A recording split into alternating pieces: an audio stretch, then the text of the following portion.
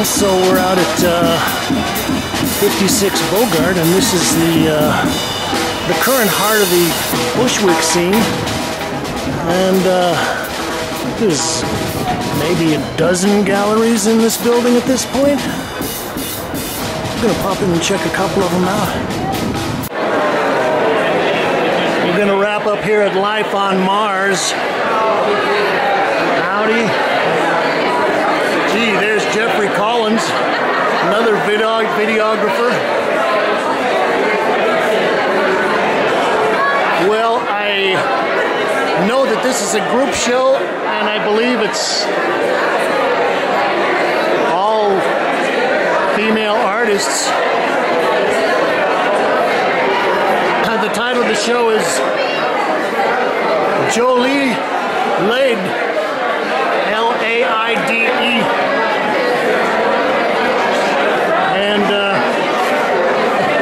it is loud in here, so I'm going to have to scream into the camera. Let me slip back here.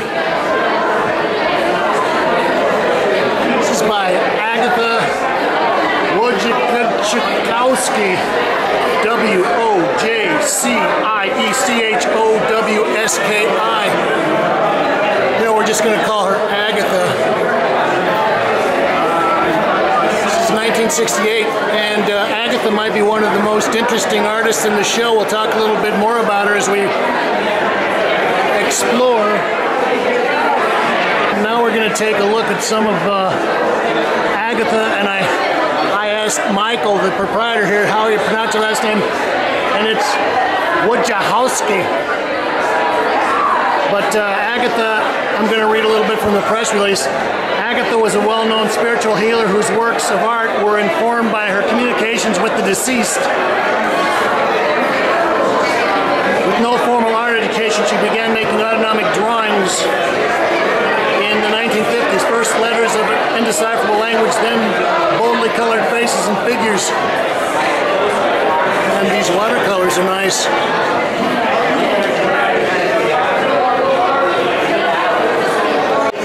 This is more Agatha.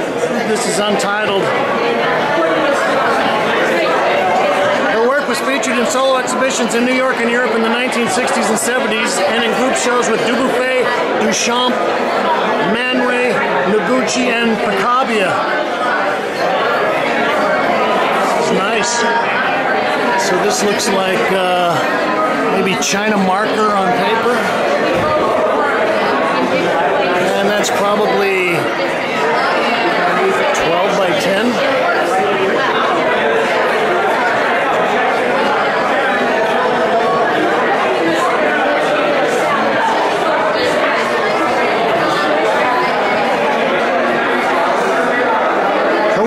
Easy classification by combining the use of flat pictorial space and vivid color with figurative imagery. Wojciechowsky predates and predicts much of today's most contemporary and cutting-edge paintings. You know, that is kind of funny, because this almost makes me think of some of the paintings that we looked at last night by Dana Schutz.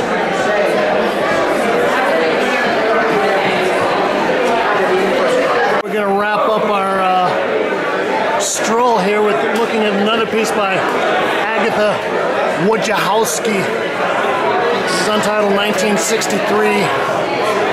Watercolor on matte board, 20 by 16 inches.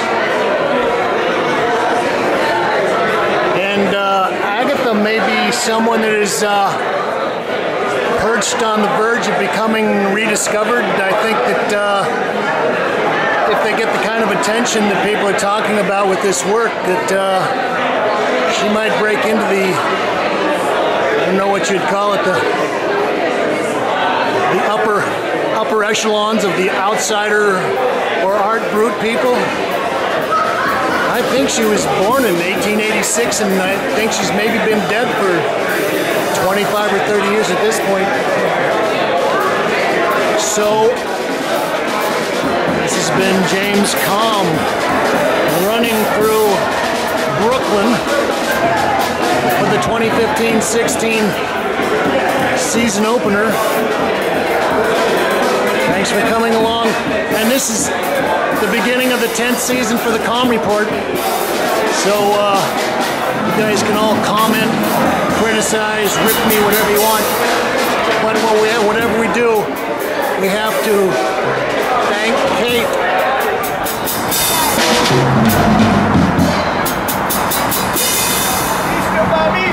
Oh, thank you.